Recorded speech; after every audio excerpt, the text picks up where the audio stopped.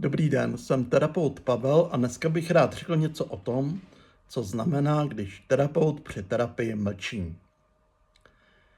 Někdy jsou lidi velmi zklamaní, rozčarovaní, naštvaní, že přijdou na terapii a většinu času se tam mlčí.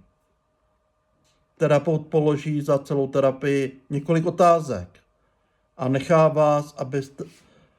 vás teda, jestli teda promluvíte nebo ne, a člověk se v tomhletom rámci cítí velmi špatně.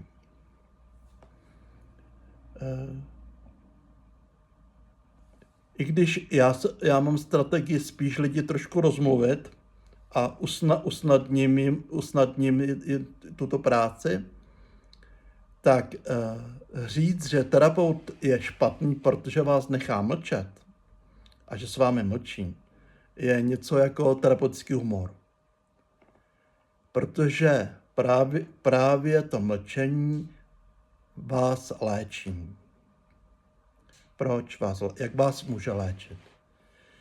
No, zaprvé, vy když jdete k terapeutovi, tak byste neměli očekávat, že on bude hledat za vás vaše problémy. K terapeutovi se chodí s tím, že si uvědomujete, že ve vašem životě něco nefunguje, že vás něco bolí a je na vaší aktivitě o tom mluvit. Samozřejmě to, abyste ty věci vyjádřili, může být samo o sobě bolestné. Uvědomit si ty věci je bolestné. Ne. Ale je to něco podobného, jako kdybyste si stěžovali na zubaře, že jste přišli k zubaři a on čekal, až otevřete ústa. Samozřejmě zubař vám to řekne, protože přesně ví, že ten problém je právě na těch zubech. Psychoterapeut nemůže vědět přesně, jaké věci vás trápí. A to i přesto, že zkušený terapeut samozřejmě, když člověk přijde za ním, podle toho, jak se ten člověk pohybuje, tváří, jak mluví, pozná velmi mnoho. Ale tenhle ten první dojem, jakkoliv je založený na nějakých zkušenostech, tak samozřejmě musí být prohlouben další prací s vámi. I kdyby terapeut hned věděl, jaký máte problémy, ať tomu věříte nebo ne, většinou nepomůže, když vám to řekne. Člověku s narcistickým zraněním nepomůže, když mu prostě řeknete, no jste narcista, no, jako z toho jsou vaše problémy, jakákoliv kritika vás hrozně rozčílí, hrozně vás zraní, no tak prostě v tom je ten problém. A nebo když vám někdo říká, no jste citově závislí, no tak to, jako z toho máte spousta problémů v životě.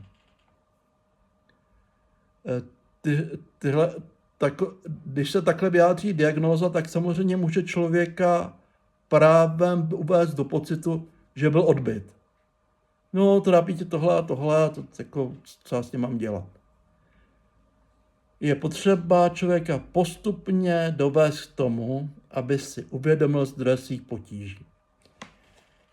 To většinou nejsou ty jasné škatulky, které se objevují v učebnicích a které mají potom ty názvy těch diagnóz a těch ošklivých věcí, které se můžou týkat lidské osobnosti.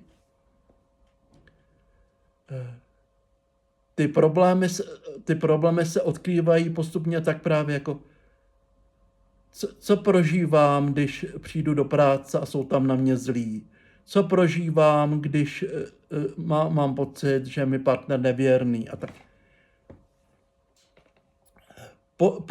Postupně člověk v terapii odkrývá své fungování a terapeut mu může nabídnout to, aby odvážně čelil tomu, co zjistí. Prostě je to ta pravda, kterou poznáte a ta vás osvobodí. Tak jednou částí terapie je prostě uvědomit si kořeny svých problémů. Nejenom ty problémy, ale z čeho ty problémy vychází. A k tomu je potřeba čas. K tomu je potřeba i to mlčení, abyste ten problém dokázali nahmatat. Abyste si dokázali lépe uvědomit.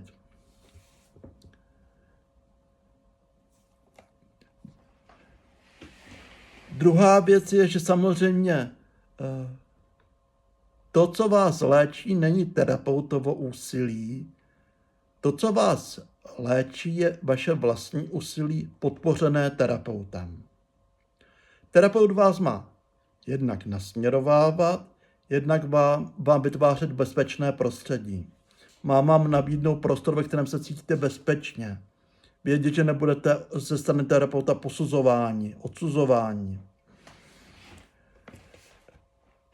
Terapeut tím tak, jak reaguje na to, co vy říkáte, vám ukazuje, že ten problém má řešení. Pokud je tak hrozně odvážný, může vám někdy naznačit, kde máte řešení toho problému hledat, ale najít to řešení máte vy.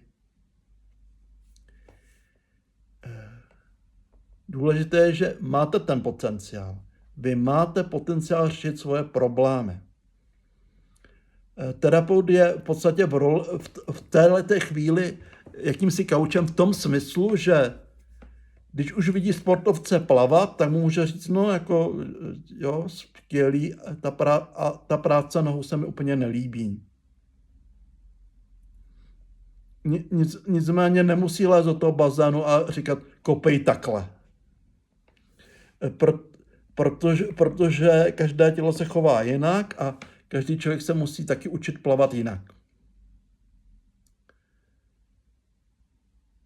Chci tedy říct, že to, že se setkáte s tím, že přijdete na terapii a potom tam mlčíte, nemusí být signálem toho, že ten terapeut je neschopný.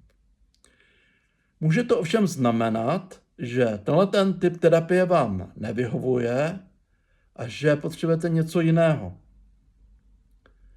Ale to někdy dost může pomoct, když teda přijdete na tu terapii a řeknete, já chci tohle, já potřebuji tohle. A bavit se o tom s tím terapeutem, že vy máte takováhle očekávání a chcete tohle.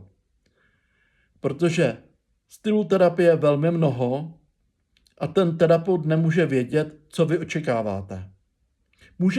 Může někdy vědět, že některý styl terapie a některý styl terapie pro vás je daleko lepší, než co třeba očekáváte, a nebo jsou styly terapie, které jsou pro vás příhodnější, než to, co ten terapeut nabízí. Ale pokud terapeut mlčí, tak říkám, to většinou nebývá chyba a může být někdy chyba, že mlčíte vy. Často to znamená, že člověk teprve potřebuje se sebrat, potřebuje třeba sebrat odvahu, potřebuje překonat svoje překážky, potřebuje ten čas, aby teprve promluvil. Ale přijít na terapii s tím, že vlastně nevím, co chci, a potom nadávat terapeutovi, že mi to nenabídl, není úplně fér. Mějte se moc hezky, držím vám palce a třeba se někdy uvidíme.